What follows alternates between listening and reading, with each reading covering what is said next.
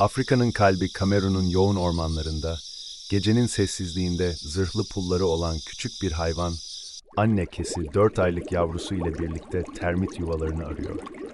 Ancak kesi bilmiyor ki, vücudundaki pullar kilogramı $3.000 değerinde ve kendisi dünyanın en çok kaçırılan memelisi.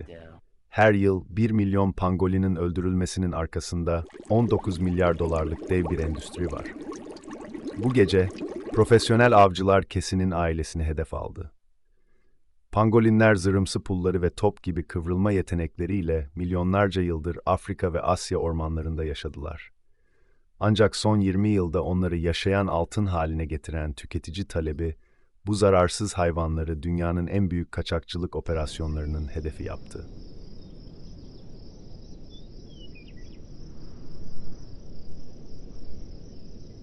Pangolin pulları keratin proteininden yapılıyor. İnsan tırnaklarıyla aynı madde. Ama geleneksel Çin tıbbında bu pulların kanser, astım ve romatizmayı iyileştirdiğine inanılıyor.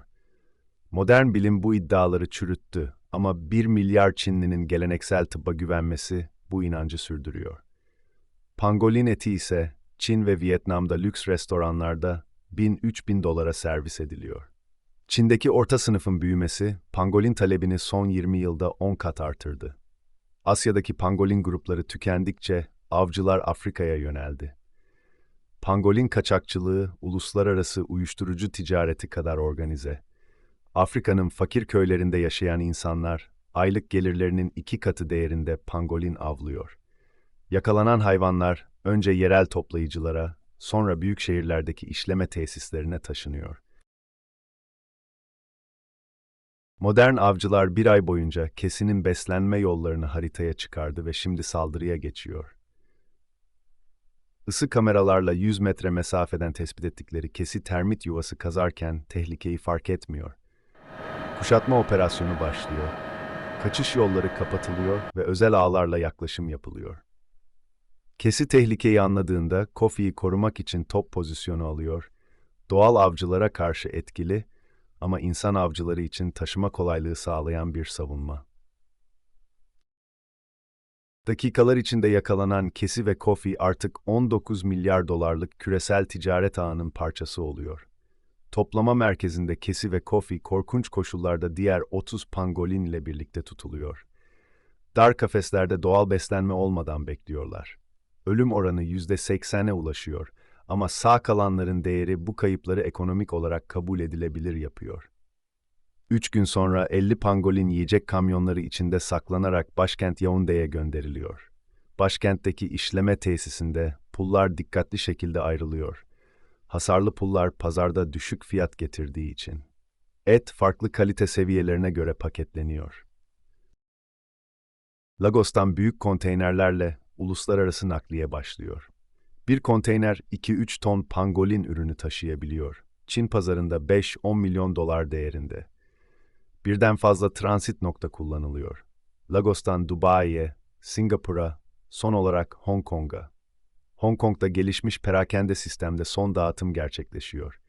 Geleneksel Çin tıbbı dükkanları, pahalı restoranlar ve özel koleksiyoncular farklı pazarları temsil ediyor. Premium pangolin pulları kilogramı 5.000 dolara, restoranlarda taze et farklı fiyatlarda, özel koleksiyoncular canlı pangolin için 50.000 dolara kadar ödeyebiliyor. Tüketici eğitimi ve kültürel faktörler talebi yönlendiriyor. Geleneksel inançlar, statü sembolleri ve kültürel uygulamalar mantıklı ekonomik analizi geçersiz kılıyor. Pazarlama stratejileri premium konumlandırma ve nadir olma vurgusunu kullanıyor. Kesi ve Kofi'nin hikayesi milyonlarca pangolinin ortak kaderini temsil ediyor. Koruma çabaları çoklu yaklaşım gerektiriyor. Yaşam alanı korunması, alternatif geçim kaynakları, talep azaltma, kolluk kuvvetlerinin güçlendirilmesi ve uluslararası işbirliği.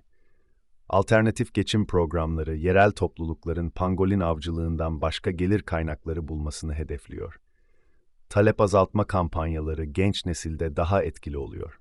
Teknoloji çözümleri, yapay zeka destekli tespit, genetik veri tabanları ve sentetik alternatifler umut verici gelişmeler gösteriyor.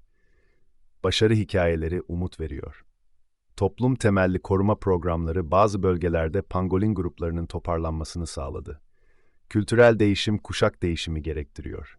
Genç tüketiciler daha çevre bilincinde ve alternatifleri kullanmaya istekli. Casey ve Coffey'nin anısı insan sorumluluğunu ve acil eylem ihtiyacını vurguluyor. Pangolin nesli tükenmesi önlenebilir ama acil ve kapsamlı eylem gerekiyor. Koruma başarısı bireysel bağlılık ve toplu eylem birleşimi gerektiriyor.